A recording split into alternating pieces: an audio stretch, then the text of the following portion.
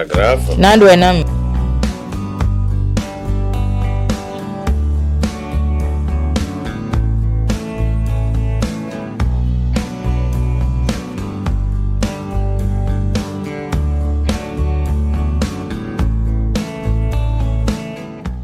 Bonjour à tous, bienvenue sur TPC Plus pour Parole de vie. Aujourd'hui, nous posons la question essentielle. Un changement de comportement est-il une preuve que nous sommes devenus enfants de Dieu? Nous allons explorer ensemble la différence entre comportement moral et transformation spirituelle.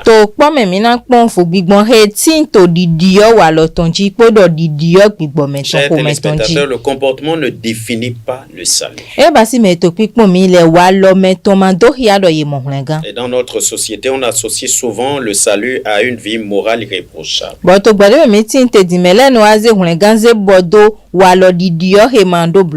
Mais la Bible montre que des non-croyants peuvent avoir un bon comportement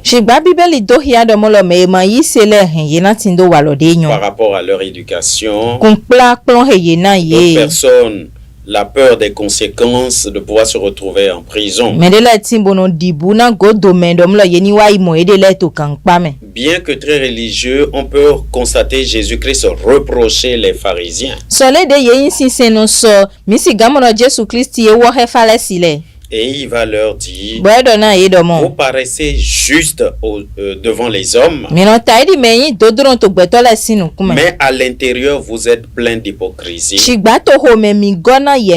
Vous êtes plein d'ossements desséchés. Bien-aimé, Dieu ne voit pas l'apparence. Pour Dieu, il s'intéresse à l'intérieur. Parce que l'homme voit à l'apparence. Et en voyant l'apparence, il juge le salut à travers le comportement. Mais la Bible précise dans 2 Pierre chapitre 2 versets 20 à 22.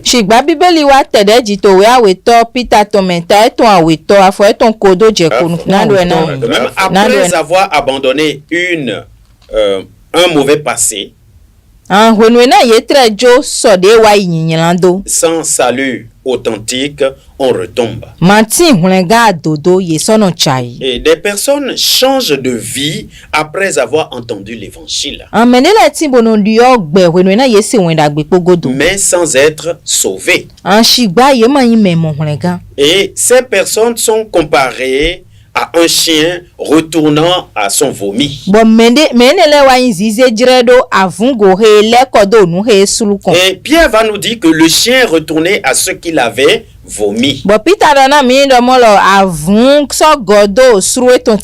Et la truie s'est vautrée dans le bourbier. Bien aimé, ces personnes ont écouté l'évangile, mais n'ont pas reçu l'amour de la vérité dans leur cœur pour être sauvés. Et lorsqu'une situation est intervenue, ces personnes se sont vite retrouvées dans leur ancienne condition. Bien-aimé, la nouvelle nature vient de Dieu. Et lorsque je parle de la nouvelle nature, je parle de l'homme intérieur. Le salut n'est pas une auto-amélioration, mais une nouvelle naissance. Parce que Jésus-Christ va dire à Nicodème, il faut que vous naissiez de nouveau, sans quoi vous ne pourrez voir le royaume de Dieu. Et bien aimé, comme un bébé ne choisit pas sa famille, on devient enfant de Dieu par grâce. On ne devient pas enfant de Dieu par nos efforts. Et l'épître de Paul aux Éphésiens, le chapitre 2, versets 8 à 9 nous dit: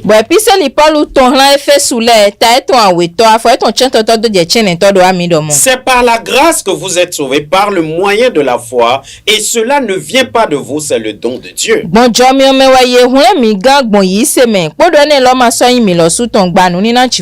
Et la parole précise clairement que ce n'est point par les œuvres afin que personne ne se glorifie. Nous devenons membres de la famille de Dieu, non pas par nos actes, mais par adoption. Bien aimé, il y a plusieurs personnes qui imitent les chrétiens sans être nés de Dieu. Et c'est comme porter un maillot de foot sans être joueur. Et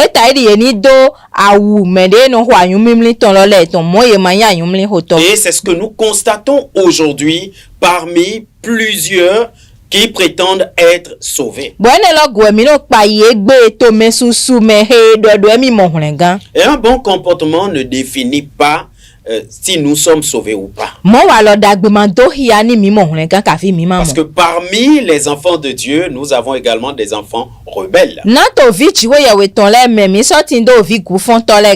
Mais un enfant rebelle reste fils du père malgré son comportement.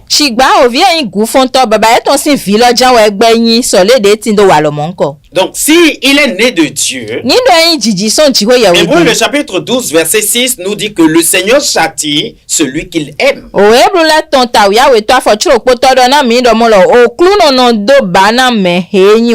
Et si vraiment il est né de Dieu, s'il est sauvé, s'il est devenu juste saint devant Dieu,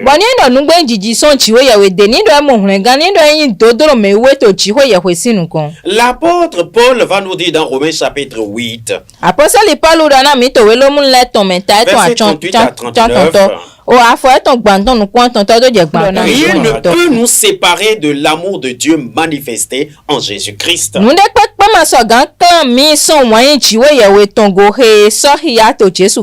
Une personne née de Dieu, une personne sauvée, peut réellement être liée par le Saint-Esprit. Et quel est le rôle du Saint-Esprit dans la vie de celui qui est né de Dieu? Selon Ézéchiel, le chapitre 36, verset 26, Dieu change d'abord notre cœur. Dieu change d'abord notre cœur. Ensuite, le Saint-Esprit nous scelle à lui. C'est ce que Éphésiens chapitre 1 verset 13 dit. Et c'est maintenant le Saint-Esprit en nous qui produit des fruits. Pas nos propres forces. Vous savez, avant je faisais beaucoup d'efforts pour être correct, parce que je ne connaissais pas le rôle du Saint-Esprit. Je faisais le bien par peur de l'enfer. Mais Dieu m'a accordé la grâce. Et par l'évangile, j'ai reçu le salut. Aujourd'hui, j'aime Dieu parce qu'il m'a transformé de l'intérieur. Et ceux qui sont sauvés ont aussi un code de vie. C'est-à-dire l'église est la maison de Dieu et a un code. Et l'église vit selon ce code. Mais on peut remarquer que un croyant qui est véritablement sauvé, parfois si on l'offense, il réagit, mais il réagit par grâce. C'est-à-dire il applique l'évangile, pas par pression sociale. Bien-aimés, nous devons simplement connaître la réalité du cœur des hommes.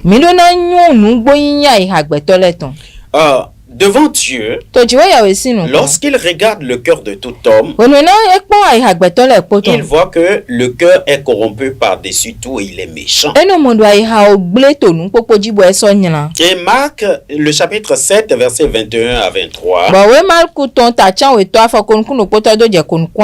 le Seigneur Jésus-Christ nous dit: c'est du dedans, c'est du cœur des hommes que sortent les mauvaises pensées. Et ces mauvaises pensées souillent l'homme. Bien-aimé, Dieu regarde au cœur, pas l'apparence. Et quand nous voyons les pharisiens, eux aussi, à l'extérieur, ils paraissaient de bonnes personnes. Mais Jésus-Christ dit, au-dedans, ils sont pleins d'ossements desséchés. Bien-aimés, nous avons tous hérité de la nature pécheresse d'Adam. Pour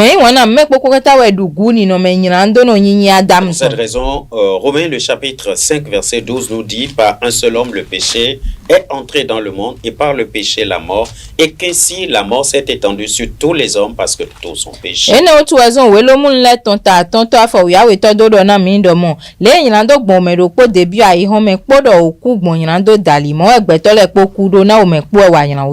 Bien-aimé, depuis que la mort a pris possession de l'homme,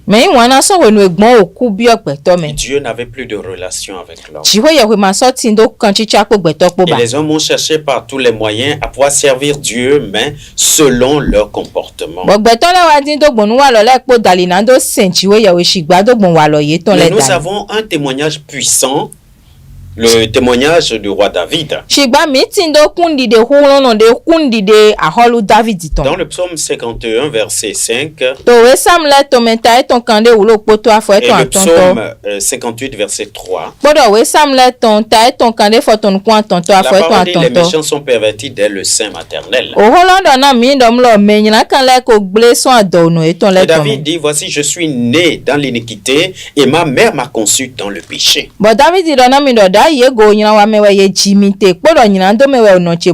Nous sommes pervertis dès le sein maternel. Et quand nous lisons dans la Bible, on voit un jour un homme s'était approché de Jésus et il montrait qu'il n'avait jamais péché consciemment. Donc il respectait les commandements de Dieu. Et que dès sa jeunesse, il n'a fait que respecter les commandements. Malheureusement, il découvre qu'il n'avait pas la vie éternelle. Et Jésus va d'abord lui montrer là où se trouvait son problème. Chers auditeurs, la nouvelle naissance est une chose qui est très importante. Et pour cela, nous avons besoin d'écouter l'évangile. Parce que l'évangile est la clé qui nous permet de pouvoir ouvrir le royaume des cieux. Donc sans l'évangile, nous ne pouvons jamais avoir accès au royaume des cieux. Or, pour écouter l'évangile, quelqu'un doit nous prêcher cet évangile. C'est cette raison, l'apôtre Jacques nous dit dans Jacques chapitre 1 verset 18,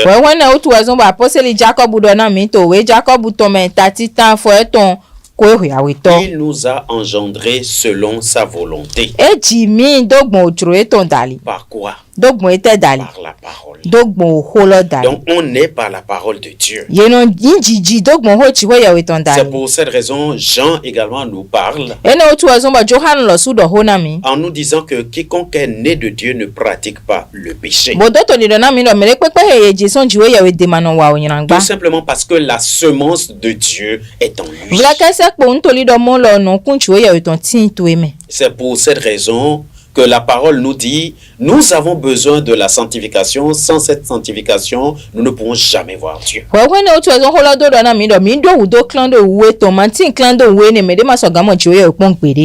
Bien aimé, lorsque nous regardons un manguier, le manguier reste un manguier quand bien même il ne produit pas de fruits. Il est manguier parce que c'est sa nature. Donc, sa nature ne peut jamais changer. Comme notre nature ne peut jamais changer. C'est de cette même manière que la nature du manguier ne peut pas changer. Chers auditeurs, la seule personne qui a la capacité de pouvoir nous changer est notre Seigneur Jésus-Christ. Et pour cela, nous devons écouter l'évangile. Donc, ce n'est pas le comportement, mais le cœur qui est important devant Dieu. Et c'est le cœur qui détermine le salut. Et si notre cœur est déjà convaincu de ce que Dieu a accompli pour le salut, à partir de ce moment-là, ce dernier peut devenir enfant de Dieu. Il y a une chose qui est très importante que nous devons retenir. Le salut n'est pas un laisser-aller pour pécher. Et quand nous voyons ceux qui sont sauvés, Dieu les discipline pour les ramener à lui. Donc, qu'est-ce que nous retenons? Un bon comportement peut rendre respectable, mais seul un cœur pur ouvre la porte du ciel devant Dieu. En résumé, le salut est un don de Dieu, pas une récompense pour une bonne conduite.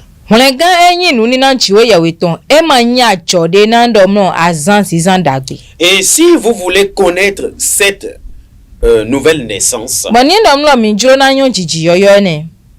contactez-nous. Et le Seigneur va vous éclairer davantage. Si vous souhaitez entendre l'évangile, et si vous aimeriez naître de nouveau, des prédicateurs seront mis à votre service, à votre disposition, pour parler de ce cœur de Dieu afin de naître de nouveau. Merci beaucoup. Et merci d'avoir suivi Parole de Vie. Abonnez-vous à TPC+, partagez cette émission.